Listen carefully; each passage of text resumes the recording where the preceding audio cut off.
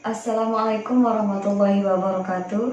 Saya Duria, mahasiswa STAI Hasan Fribawen. Kali ini kita akan berbicara sedikit mengenai ulama besar pendiri Pondok Pesantren Tebu Ireng Jombang, yaitu Kiai Haji Hasyim Asy'ari.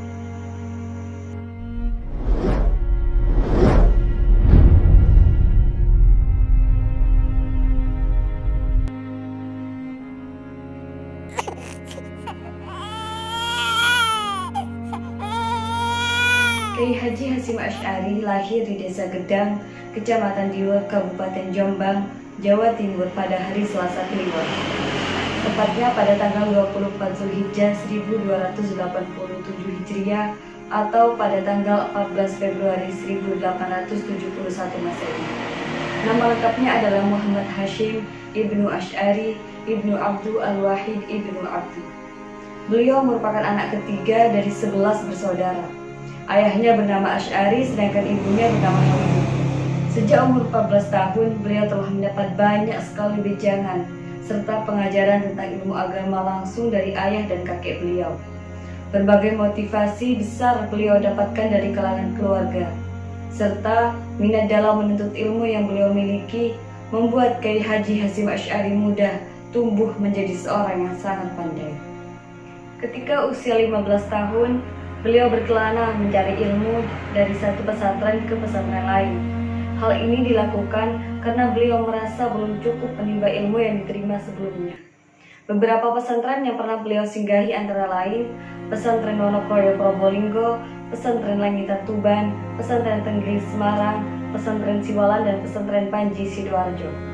Pada tahun 1892, Kiai Haji Hasyim Asy'ari menunaikan ibadah haji sekaligus menimba ilmu kepada Syekh Ahmad Khotib dan Syekh Mahfud At-Tirmizi yang merupakan guru di bidang hadis. Sebelum mendirikan pondok pesantren di Tebu Ireng Jombang, beliau pernah mengajar di Johor, Malaysia sampai pada tahun 1899. Selain itu, beliau juga pernah menjadi guru di pondok pesantren Kemuning milik mertuanya. Di samping aktif mengajar, berdakwah, dan berjuang, beliau merupakan penulis yang produktif. Beberapa buku karya beliau ialah At-Tibyan bi An-Nahi An-Muqatta Al-Arham wa Al-Aqarib wal Ikhwan, Ar-Risalah bil Aqwaid Qawaid, dan masih banyak lagi karya beliau. Barulah pada tanggal 6 Februari 1906, beliau mendirikan sebuah pondok pesantren Tebu Ireng di daerah Cukir, Jombang. Pesantren Tebu Ireng menjadi pusat pembaharuan bagi pengajaran Islam tradisional. Selain sebagai pendiri Pondok Pesantren Tebu Ireng Jombang, beliau juga merupakan pendiri organisasi keislaman terbesar di Indonesia, yaitu Nahdlatul Ulama. Kiai Haji Hasyim Asy'ari merupakan seorang pemimpin yang mempunyai karisma yang luar biasa, di mana para santri sangat hormat dan patuh terhadap beliau. Kiai Haji Hasyim Asy'ari tidak segan-segan turun dan bekerja bersama santrinya. Ini beliau lakukan agar bisa berempati dan menghargai apa yang telah dilakukan oleh santrinya, sebuah sikap tawadhu yang mencerminkan keheningan hati beliau. Sumbangsi beliau dalam dunia pendidikan juga tidak dapat diragukan lagi. Pemikiran pendidikan yang beliau sumbangkan banyak dikaji dalam dunia pendidikan, bahkan menjadi pembahasan dalam dunia perguruan tinggi. Menurut Kiai Haji Hasyim Asy'ari, tujuan pendidikan adalah pembentukan manusia-manusia sebagai sosok yang penuh dengan pemahaman secara benar, sempurna terhadap ajaran-ajaran Islam, dan mampu mengaktualisasikannya dalam kehidupan sehari-hari secara konsisten. Hal ini menunjukkan bahwa tujuan pendidikan Kiai Haji Hasyim Asy'ari adalah untuk meraih kebahagiaan dunia dan akhirat. Sebagai pimpinan sebuah lembaga pendidikan pondok pesantren, setidaknya terdapat dua inovasi yang beliau lakukan di Pondok Pesantren Tebu Ireng Jombang. Inovasi sistem pendidikan di pesantren ini pertama kali diadakan Kiai Haji Hasyim Asy'ari pada tahun 1919, yaitu dengan penerapan sistem madrasah atau klasikal dengan mendirikan Madrasah Salafiyah Syafi'iyah. Sistem pengajaran disajikan secara berjenjang dalam dua tingkatan, yakni sifir tsani dan sifir awal. Sebelumnya, sebagaimana pesantren-pesantren pada zaman pendiriannya, sistem pengajaran awal yang digunakan adalah metode sorogan dan metode bandongan atau halaqah. dan kenaikan tingkat pendidikan dinyatakan dengan bergantian kitab yang khatam atau selesai dikaji dan diikuti santri. Inovasi sistem pendidikan berupa sistem madrasah ini telah digunakan hampir di seluruh lembaga pendidikan saat ini. Selanjutnya, tahun 1929 kembali dilakukan pembaharuan, yaitu dengan dimasukkannya pelajaran umum ke dalam struktur kurikulum pengajaran. Hal tersebut adalah suatu tindakan yang belum pernah ditempuh oleh pesantren lain pada waktu itu.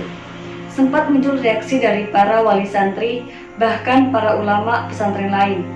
Hal demikian dapat dimaklumi, mengingat pelajaran umum saat itu dianggap sebagai kemungkaran, budaya Belanda dan semacamnya. Hingga terdapat wali santri yang sampai memindahkan putranya ke pondok lain. Namun, madrasah ini berjalan terus karena pondok pesantren Tebu Ireng beranggapan bahwa ilmu umum akan sangat diperlukan bagi para lulusan pesantren. Meskipun inovasi-inovasi yang beliau lakukan dalam bidang pendidikan banyak ditentang oleh banyak masyarakat, namun beliau tetap yakin dan terus mempertahankan inovasi yang beliau lakukan. Sebagai seorang pimpinan lembaga pendidikan, beliau juga merupakan pemimpin yang visioner yang mampu melihat 5-10 tahun ke depan.